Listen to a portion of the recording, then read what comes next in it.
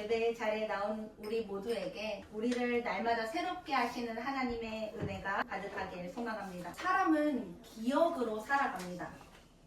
우리 머릿속에는 많은 기억을 담고 살아가고 있죠. 근데 그 기억에는 좋은 기억 그리고 나쁜 기억들도 있을 거예요. 그런데 이러한 기억이 우리의 현실, 오늘의 삶 가운데 영향을 주게 됩니다.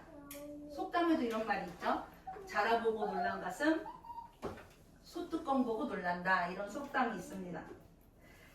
우리가 갖고 있는 어떠한 기억 때문에 똑같은 비슷한 상황이 되면 먼저 겁을 내기도 하고 불안하기도 하고 또 우아하고 기대도 하기도 합니다.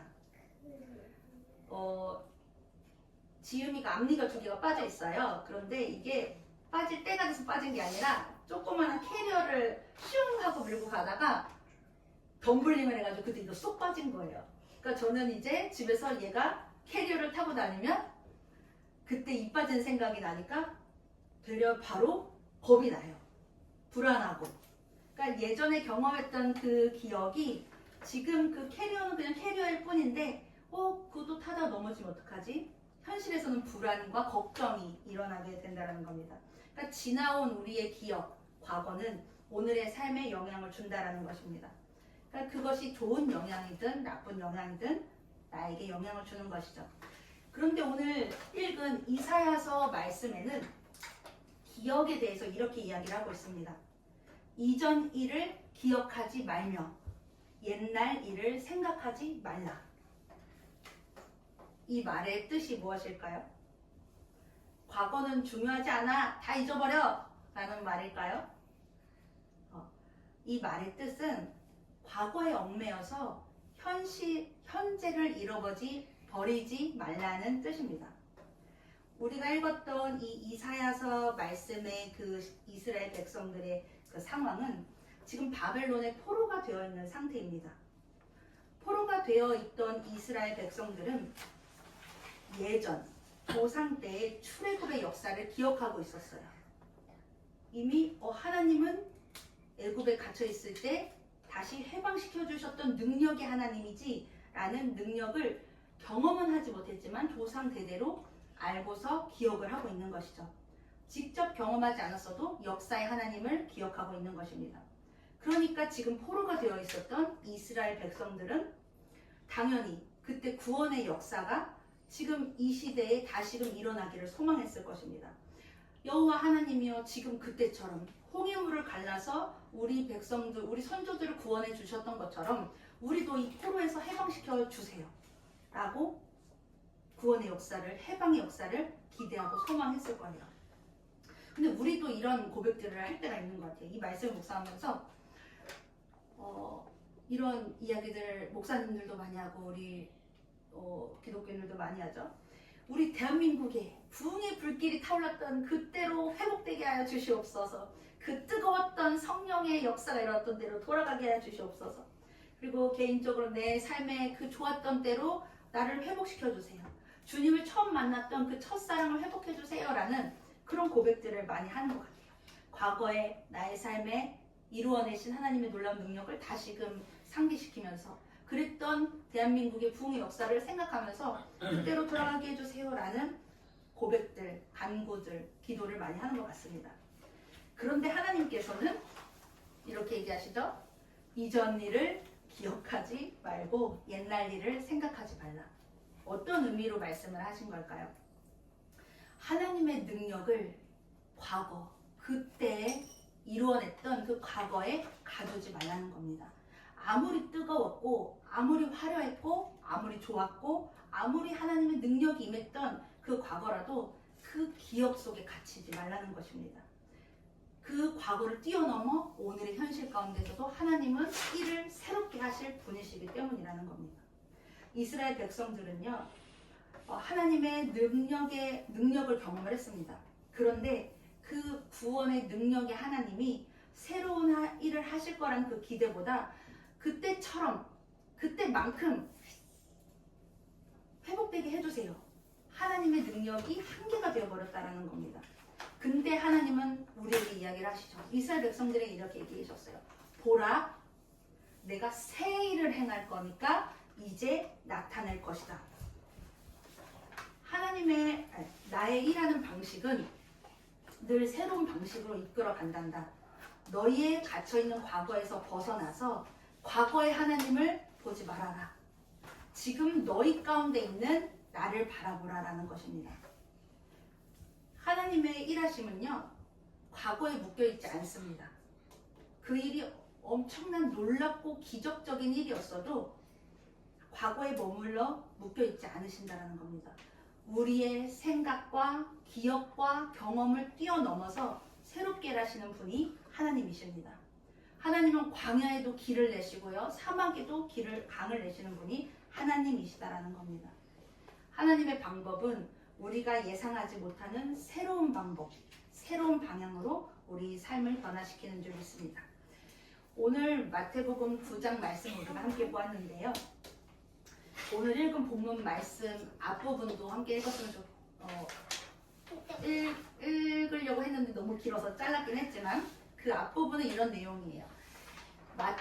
세리 마태를 하나님께서 제자로 부르시는 장면이 기록되어 있습니다. 세리는 사람들이 미워하는 직업이었죠.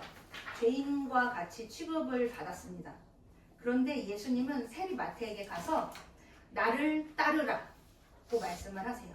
근데 마태에게 가서 너 지금 사람들에게 손가락질 당하고 죄인 취급 받잖아. 너의 인성과 너의 그 생각과 삶의 태도를 조금 바꿔봐. 그렇게 하면은 이렇게 좀 나아질 거야 라고 좀 더 나은 사람이 되도록 부르신 것이 아니라 나를 따르라. 삶의 방향을 완전히 바꿔놓으셨습니다. 그때부터 마태는요, 삶의 방향이, 정체성이 완전히 바뀌었습니다. 그러니까 우리의 과거, 우리의 기억, 그것들이 하나님께서 내가 너를 부르고 하나님께서 내가 너를 통해서 일하실 때 아무런 영향을 끼치지 않다는 거예요. 우리가 어떤 모습이든 하나님께서 우리를 부르시고자 할 때는 과거, 지금의 모습, 지나온 세월들이 그것을 바탕으로 일하겠지만 하나님에게는 그게 한계가 되지 않다는 겁니다. 하나님께서는 과거를 뛰어넘어 일을 하시는 분입니다. 우리는 이런 생각을 하죠. 교회 일을 할 때든 삶을 살아갈 때 저 이때까지 이렇게 살아왔는데 앞으로 그렇게 해도 가능할까요? 그때 이 일을 제가 해봤는데 맨날 실패했어요. 지금 그것도 해봐도 되나요? 가능할까요? 라는 질문들을 해요. 교회에 헌신할 때, 내가 뭔가 선택할 때, 도전할 때. 그런데 하나님에게는 전혀 문제가 되지 않다라는 것입니다. 세리 마태를 부르고 나서 그 다음 말씀은 우리가 함께 읽은 말씀입니다. 요한의 제자들이 예수님께 와서 물었어요. 이 요한의 제자들은 세례 요한의 제자들입니다. 그래서 그들은 금식이 되게 중요하게 여기는 그런 공동체의 사람들이었어요. 그들이 묻죠. 우리 요한의 제자들과 바리새파 사람들은 자주 금식을 하는데 왜 선생님의 제자들은 금식을 하지 않습니까? 이 질문을 한 요한의 제자들의 의도는 나의 옳음, 나의 의로움을 증명하기 위해 제자들을 판단하는 질문이었어요. 근데 질문의 의도를 파악하신 예수님은 대답을 해요. 직접적으로 대답하지 않으시고 오늘 말씀에 이렇게 대답하시죠. 새 옷 조각을 낡은 옷에 붙이지 않는다. 새 포도주는 새 부대에 담아야 한다. 라고 말씀을 하십니다. 이 뜻은 하나님께서 이제 새롭게 일하실 것인데 너희들의 낡은 방식으로는 하나님의 일하심을 경험할 수 없다라는 거예요. 너희가 하나님의 새로운 일을 경험하기 위해선 너희가 새 부대가 되어야 한다라는 거죠. 우리에게도 지금 말씀하시는 거예요. 나는 너를 통해 새롭게 일을 할 거야. 흘려보내는 교회를 통해서 새로운 방식으로 새롭게 일할 거야. 지금 여기에 있는 너희 각각 한 사람의 삶을 너희가 헤아릴 수 없고 상상할 수 없고 알 수 없는 방법으로 새롭게 일할 거야 라고 말씀을 하십니다. 그런데요, 우리는요, 하나님께서 우리는 계속 너를 통해 너 지난 과거 기억 안 해도 돼. 이제 앞으로 일할 네가 생각하지도 못하게 놀랍게 일할 거야 라고 계속 요청을 하시고 이야기를 하시는데 우리는 과거의 경험에 많이 갇혀 있어요. 이전에는 이렇게 했었는데 저 교회는 저렇게 했었는데 저 때는 저렇게 했었는데 과거에 자꾸 갇히는 거예요. 그렇게 하니까 좋았었는데 이렇게 하니까 실패했었는데 이런 것에 자꾸 가두고 경험에 갇혀 있는 것입니다. 하나님은 우리에게 새로운 포도주를 계속 부어주고 싶으십니다. 그런데 우리는 여전히 낡은 부대인 거죠. 우리는 새 부대가 되어야 하는 것입니다. 이전의 방식을 계속 따라하려 하면 과거를 현실에 자꾸 끌어들이면 새롭게 일하시고자 하시는 하나님의 역사를 막고 있는 것입니다. 날마다 새 포도주를 부어주시고 싶어 하시는 하나님의 일을 우리를 통해 하실 수 있게 새 부대가 될 수 있는 우리가 되길 소망합니다. 우리의 과거를 넘어 우리의 기억을 넘어 새롭게 하실 하나님을 신뢰하기를 소망합니다. 우리가 새롭게 일하실 하나님을 신뢰하면요 놀라운 역사가 일어나요. 사도행전 16장 오늘 읽은 말씀에서 바울과 실라가 감옥에 갇혔는데 그 귀신 들린 여종의 그 귀신을 빼내어서 쫓아내서 감옥에 갇히게 된 상황이죠. 근데 감옥에서 바울과 실라는 무엇을 했나요? 25절 제가 읽겠습니다. 한밤쯤 되어서 바울과 실라가 기도하면서 하나님을 찬양하는 노래를 부르고 있는데 죄수들이 듣고 있었다. 아멘. 감옥에 갇혔는데요. 바울과 실라는 무엇을 했어요? 기도와 찬양을 했습니다. 근데 그때 큰 지진이 일어나서 감옥문이 모두 열리고 죄수의 수갑이 풀어졌죠. 우와, 감옥에 갇혔는데 갑자기 감옥문이 열렸대. 얼마나 좋아요? 이제 억울하게 갇힌 바울과 실라는 감옥을 나갈 수 있는 아주 절묘한 타이밍이 온 거죠. 놀라운 일입니다. 그쵸? 이제 야호! 나갈 수 있어. 놀라운 타이밍이라고 볼 수 있는데 진짜 놀라운 사건은 이 감옥문이 열린 사건이 아니라는 거예요. 진짜 놀라운 일은 무엇이냐면 30절 두 분 사도님 내가 어떻게 해야 구원을 얻을 수 있습니까? 자결을 하려던 간수의 고백이죠.